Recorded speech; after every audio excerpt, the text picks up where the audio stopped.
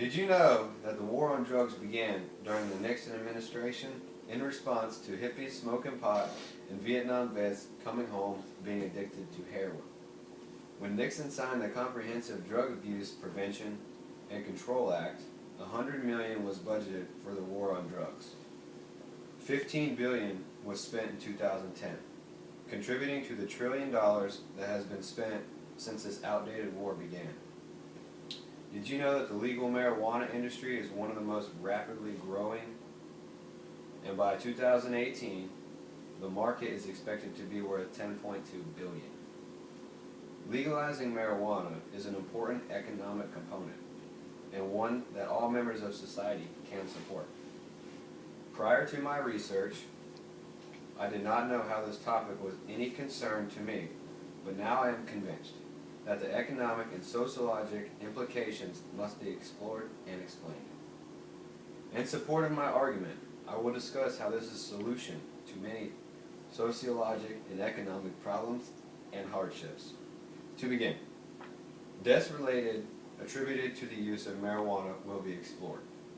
The argument that marijuana is the cause of or related to the cause of an individual's death will be neglected through the legalization of marijuana.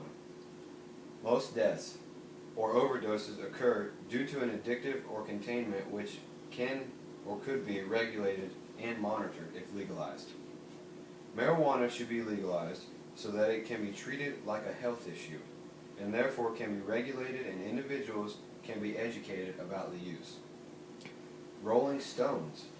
This is the most cost-effective way to regulate the use of drugs. Numerous studies have found that alcohol and marijuana are substitutes.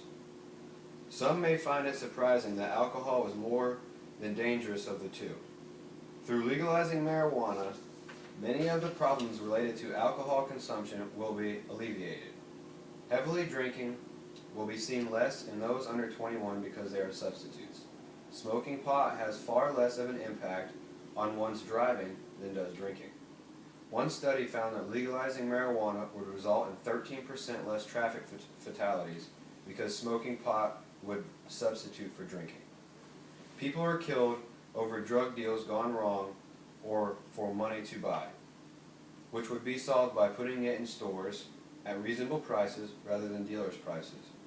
According to the U.S. National Institute of Drug Abuse, 400,000 deaths are related to tobacco, while none are related to marijuana.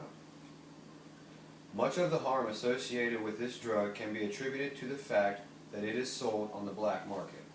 Violence and intimidation are used to settle disputes and lead to significant harm.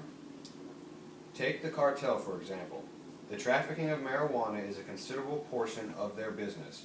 As Stephen Downing, the former deputy chief of police for Los Angeles, stated in an article in the Rolling Stone magazine entitled 5 Reasons Cops Want to Legalize Marijuana.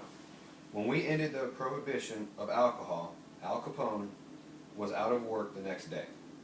Our drug policy is really anti-public safety and pro-cartel, pro-street gang because it keeps them in business. Many of the deaths attributed to marijuana can be linked to its sale on the black market by cartels and gangs.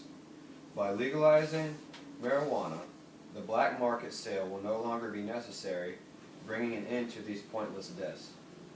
By supporting the prohibition of marijuana, individuals are likening themselves to street gangs and the cartel because they are to support of the contributed prohibition of marijuana. From this we can see the government revenue will increase considerably with the legalization of marijuana. The increase in government revenues will result from the legalization of marijuana. New jobs and businesses will stimulate the economy. Edibles, dispensaries, and coffee houses will have the largest increase in job and revenue, followed by advertising for pot. The tobacco industry will also see an increase because they will be involved in the packaging and distribution of marijuana. There is no need to let cities and our country struggle and end up like Detroit, filing for bankruptcy, when in fact we can stimulate our economy through the sale and regulation of marijuana. My final point will concern the decrease in government spending that will result from legalization. A decrease in workload and a case will result in decreased government spending due to decreased number of indecencies witnessed in cases filed.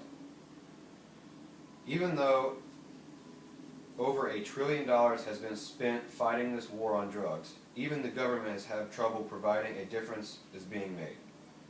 The prohibition of alcohol was ineffective, and so is the prohibition of marijuana.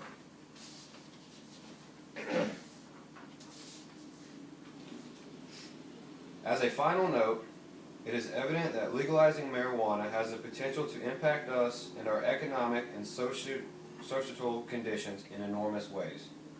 Through decreasing related deaths, increasing revenue, and decreasing government spending, legalizing marijuana will further our economic and sociologic development. I challenge each of you to conduct your own research and determine in what other ways the legalization of marijuana can help our society. Furthering our society, both economically and sociologic, is a goal to each of us should have and strive to achieve in order to leave this place in better shape in which it was found.